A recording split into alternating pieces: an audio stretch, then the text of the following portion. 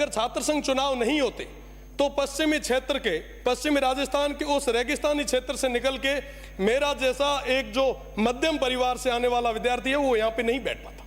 तो निश्चित रूप से आप लोग भी सारे लगभग हम एक लोअर मीडियम फैमिली से आते हैं। यहाँ पे मनीष भाई बैठे हैं, माननीय बायतू से आने वाले सदस्य हैं, शेरगढ़ से आने वाले सदस्य हैं, कई सारे हमारे लोग। ये तो मैं राजस्थान यूनिवर्सिटी की और जोधपुर यूनिवर्सिटी की बात कर रहा हूं, उसके साथ ही साथ सुखाड़िया से आने वाले हमारे माननीय कृपलानी जी भी बैठे हैं। तो निश्चित रूप से ये छात्र संघ चुनाव होंगे तो नए युवाओं को राजनीति में आने का एक मौका मिलेगा। और निश्चित रूप से अगर आपको लग रहा है कि साहब चुनाव सही नहीं हो रहे तो आप उसके ऊपर कहीं ना कहीं 4 नियम ज्यादा लगाएं, लॉ एंड ऑर्डर को मेंटेन करने के लिए फोर्स ज्यादा लगाएं, पर छात्र संघ चुनाव कराएं ताकि नए युवाओं को आगे आने का मौका मिले। साथ ही साथ मेरा एक जो विशेष निवेदन आपसे मैं वापस माननीय मंत्री जी से करूंगा कि ये जो टेम्परेरी स्टाफ जो लगे हुए हैं टीचिंग और नॉन टीचिंग के, उनको आप परमानेंट जरूर करें। नई एक्टिविटीज को बढ़ाने के लिए हम प्रयास करें। वहां पे कैरियर काउंसलिंग की बहुत ज्यादा जरूरत है। आज के समय में कोई भी कैंपस के अंदर कैरियर काउंसलिंग के लिए नहीं आ रहा। विद्यार्थी हैं, ग्रेजुएशन कर लेते हैं, ग्रेजुएशन होने के बाद में कहीं ना कहीं दर दर की ठोकरें खाने पे मजबूर हो रहे हैं। अगर आप ये चीजें करवाएंगे तो निश्चित रूप से हमारे युवाओं को एक नई जगह मिलेगी। साथ ही साथ अभी चर्चा चल रही थी वाइस चांसलर और रजिस्ट्रार की। साहब मुझे कहते हुए बड़ा दुख होता है, माननीय भरतपुर से आने वाले सदस्य ने तो खुल के नहीं कहा, पर मैं सामने एक पट्टी लगी हुई देख रहा हूं, उस पर लिखा हुआ है कि भैया जो बोल रहे हो सत्य बोलो। और मैं सत्य बोल रहा हूं कि जो बड़ी अटैची लाता है उसको वाइस चांसलर बनाते हैं।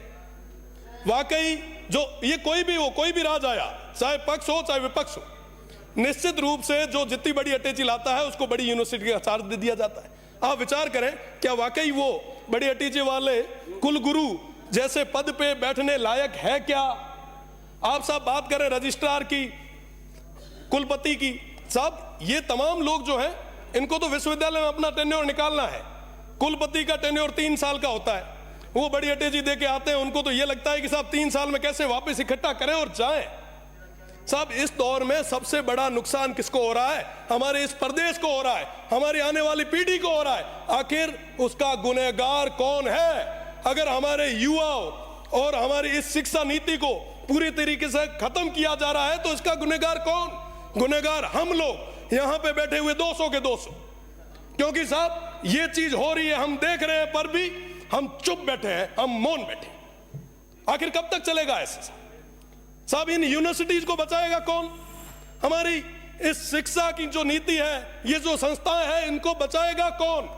बचाने के लिए लोगों ने हमें भेजा यहाँ पे, और माननीय मंत्री जी बिना तो हाथा जोड़ी करे थोरो है कि साहब आप इस ओर देखें, वरना वाकई ये सिस्टम लैप्स हो जाएगा। साहब रजिस्ट्रार और वाइस चांसलर को कोई लेना देना नहीं है, वो ठोक ठोका के अपने घरों घर चले जाते हैं। वो बेचारे जो नीचे बैठे स्टाफ है वो दुख के आंसू रोते हैं। वो कहते हैं कि साहब हम हमारी व्यथा कहां है, किसके आम? साहब कोई बात सुनने के लिए तैयार नहीं है। इनकी बड़ी बड़ी पहुंच है। मेरा तो निवेदन है कि आप एक एक दिन आप सर्किट हाउस में मत रुकिए, आप यूनिवर्सिटीज में रुकिए। उन युवाओं के बीच में नवाचार आएगा साहब, नए क्वालिटीज के लड़के आगे आएंगे, आपके लिए रिसर्च करने वाले लड़के आपको मिलेंगे। आप तो उनको आगे लाएं। निश्चित रूप से आप जो आज कुल गुरु का जो कर रहे हैं, मैं आपको धन्यवाद देता हूं, पर कुल गुरु के साथ साथ यूनिवर्सिटी को अपलिफ्ट कैसे करें उसके लिए भी बात करें। हमारी कॉलेजेस के अंदर आज के समय में ज्यादातर प्रोफेसर्स के पद जो है वो खाली पड़े, आप उनको भरें। साहब घना ही बेरोजगार आ रही, बहुत बड़ी गातों नहीं मीना, बड़ा हुआ ना, अपलिफ्ट करो। बहुत बहुत धन्यवाद। जय हिंद, जय भारत।